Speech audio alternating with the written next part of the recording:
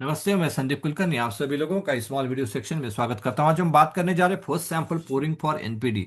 New product development में first sample pouring का महत्व बहुत ज़्यादा है और कई बार हम इसको उतने सीरियसली नहीं लेते हैं, उतनी सीरियसली हम इस चीज़ को देखते नहीं हैं। और इसीलिए मैंने इस वीडियो को जानबूझ के बनाया ताकि आपको इस बात का एहसास हो कि किस तरह से first sample inspection, first sample pouring कितना महत्वपूर्ण होता है और किस तरह से आप इसे इम्प्लीमेंट कर सकते हैं। So why NPD is so important, no new product development इतनी इंपॉर्टेंट क्यों है? Because developing a new product और costing is not a routine task. ये नॉर्मली हम इसको रूटीन टास्क कहते हैं, लेकिन ये रूटीन टास्क नहीं है। Because it demands for a focus efforts from everyone, right from pattern inspection to final inspection of casting and to dispatches with proper documentation. तो ये काफी स्पेशल जॉब है, स्पेशल एक्टिविटी है, जिसमें पूरी pattern inspection से लेके final inspection तक पूरे लोगों का, पूरे टीम का उसमें कंट्रीब्यूशन होता है। पूरे टीम की फोकस एफर्ट्स लगती है, उसके बाद जाके आप एक अच्छा कास्टिंग डिस्पैच कर पाते हो कस्टमर को विथ प्रॉपर डॉक्यूमेंटेशन। और इसीलिए यहाँ पर एक फोकस एफर्ट्स पूरे टीम की तरफ से लगाने की जरूरत होती है। लेकिन normally we are taking it as a normal routine activity, इसे हम उतना सीरियसली नहीं लेते, इग्नोर करते हैं। और उसके वजह से जो एफर्ट्स हम नहीं लगाते, उसके वजह से जो रिजल्ट आते हैं वो रिजल्ट भी काफी नॉर्मल होते हैं, वो भी स्पेशल नहीं होते, वो भी अच्छे नहीं होते हैं। और कई बार आगे जाके जब हम सैंपल डेवलप तो करते हैं, लेकिन बाद में आगे जाके अगर हम जब हमारा प्रीपैप बैच है या फिर पायलट बैच है या फिर प्रोडक्शन बैच है, वहां पे जाके हम अटक जाते हैं। वहां पे हम सही तरीके से उसका बिजनेस को कन्वर्ट नहीं कर पाते हैं सीरीज में। Because we have not done efforts during the new product development, we have not put our 100% contribution in that new product development. वहां पर कुछ ना कुछ लूप होल्स रह जाते हैं और वो लूप होल्स हमें आगे जाके सताते हैं, जिसके वजह से हम इस बिजनेस को रुपीज में या फिर पैसे में या फिर उसको सीरीज प्रोडक्शन में कन्वर्ट नहीं कर सकते। So that is why NPD is so important.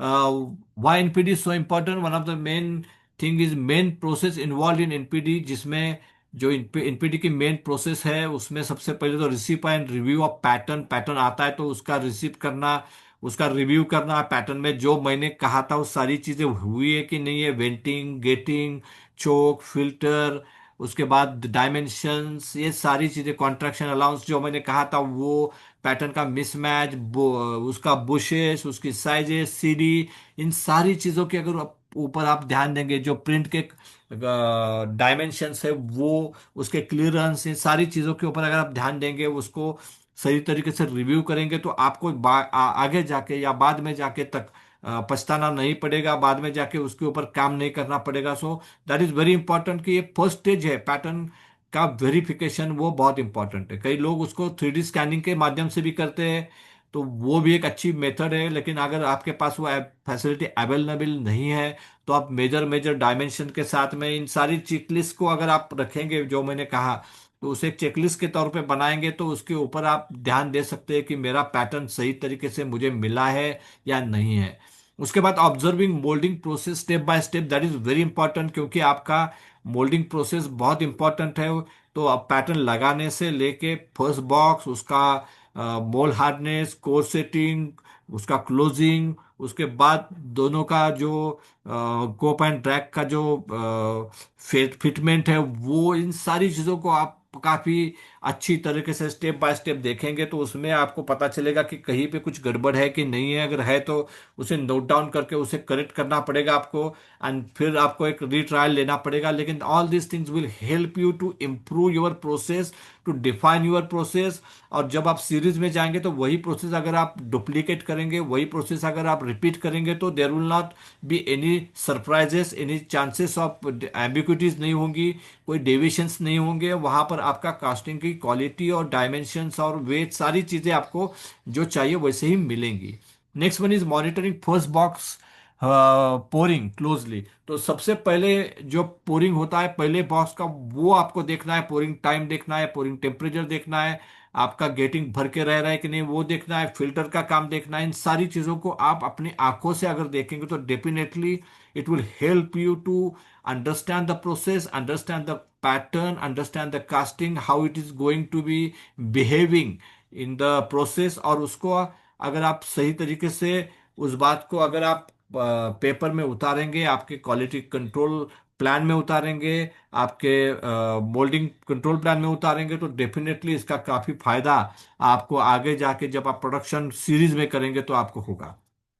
Making any adjustment required in melting, molding और sand और pouring process for that specific job।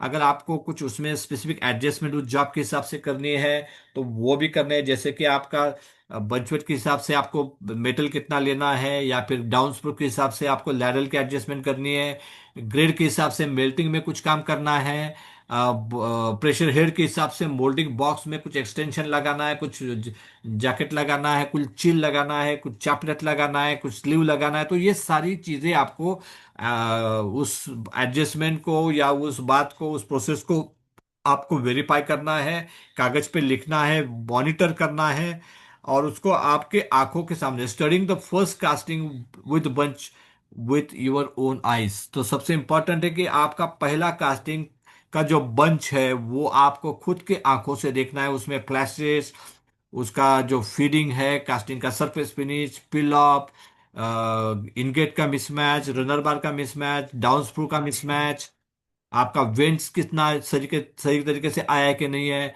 Moulding जब कर रहे हैं तो वहां पर आपको देखना है कि वेंटिंग ठीक से हुआ है कि नहीं हुआ है। सारी चीजें अगर आप अपनी आंखों से देखेंगे, यू विल इंश्योर कि जो मैंने किया है वो सही है। और ये प्रोसेस अगर मैं रिपीट करूंगा, फॉलो करूंगा, तो डेफिनेटली मुझे वही रिजल्ट आगे जाके प्रोडक्शन रन में भी मिलेंगे। Always remember, non product new product development is like giving a birth to the baby.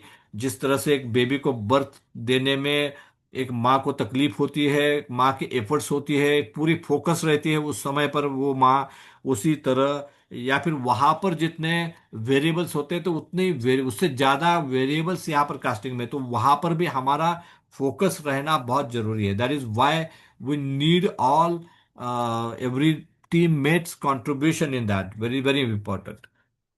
This requires the involvement and the participation of entire team for making this first sample, because nothing can left to a chance। तो यहाँ पर सभी लोगों की involvement, सभी लोगों का, पूरे एंटायर टीम का इन्वॉल्वमेंट होना बहुत जरूरी है, ताकि कोई चीज रुके ना, कोई चीज बचे ना। कोई चीज अगर रह गई तो वो आपको तकलीफ देगी। तो इसीलिए सभी चीजों के ऊपर फोकस करना, सभी चीजें देखना है तो सभी लोगों की इन्वॉल्वमेंट उसी समय पे वहां पे होनी बहुत जरूरी है। as we are not only delivering the product, but we are delivering our promise of quality, commitment and continuous improvement to the customer। Customer को हम सिर्फ प्रोडक्ट नहीं दे रहे, तो we are delivering our promise of quality, commitment and continuous improvement to the customer. तो customer के पास हम ये सारी चीजें दे रहे हैं, and not only our casting, we are delivering our promise of quality. हमारी कास्टिंग की क्वालिटी कैसी रहेगी, कंसिस्टेंसी कैसी रहेगी, रिपीटेबिलिटी कैसी रहेगी, कमिटमेंट क्या रहेगी, और कंटिन्यूस इंप्रूवमेंट करके हम उस चीज को और ज्यादा बेहतर कैसे बना सकते हैं, ये सारी चीजें हम कस्टमर को दे रहे हैं। तो that is why we don't want to keep anything left behind as a chance, कि कोई मौका नहीं देना चाहते हैं कि कोई चीज छूट जाए, कोई चीज रह जाए, कोई चीज बच जाए। इसलिए पूरे फोकस एफर्ट्स के साथ इन चीजों को करना बहुत जरूरी है। So what we need to monitor when we are taking any first time sample, number one is getting parameter। ये चेकलिस्ट आप डेफिनेटली बना के रखेंगे तो आपको डेफिनेटली इसका फायदा होगा। So getting parameters is one, pattern visual inspection for finish and lettering, sand parameters, mould hardness, visual inspection of mould, core scratch hardness, core visual inspection, core setting. यहाँ पर एक चीज रह गई है, वो वेंटिंग है, वेंटिंग देखना बहुत जरूरी है। कोर सेटिंग, मोल्ड क्लोजिंग, उसके बाद चार्टपिक्स मैंने क्या रखा था, केमिस्ट्री क्या रखी थी, टैपिंग टेम्परेचर कितना था, इनॉकुलेशन प्रैक्टिस मेरी कैसी थी, इनॉकुलेशन परसेंटेज में क्या इस्तेमाल कर रहा था, पोरिंग टेम्परेचर मैंने क्या मॉनिटर किया, मेंटेन किया हुआ है, pouring time of mould and ladle, pouring time मेरा कितना था मोल्ड और लैडल का। और उसके बाद हमें पता चलेगा उसके आउटपुट क्या है मिलेंगे। ये सारी चीजें करने के बाद कास्टिंग में आउटपुट क्या मिलेंगे, फाइनल केमिस्ट्री हमारी क्या रहेगी, हमारा फर्स्ट बंच का विजुअल इंस्पेक्शन बहुत इंपॉर्टेंट है, बंच वेट इंपॉर्टेंट है, कास्टिंग का हार्डनेस इंपॉर्टेंट है, casting microstructure is also important, RT report उसका क्या आएगा, साउंडनेस क्या रहेगी, क्या लेवल का रेडियोग्राफी रिपोर्ट रहेगा वो देखना बहुत जरूरी है, फिजिकल टेस्टिंग क्या रहेगी, उसका यूटीएम क्या रहेगा, अगर एसजेएन है तो उसमें आपको इलोंगेशन क्या मिलेगी वो देखना इंपॉर्टेंट है।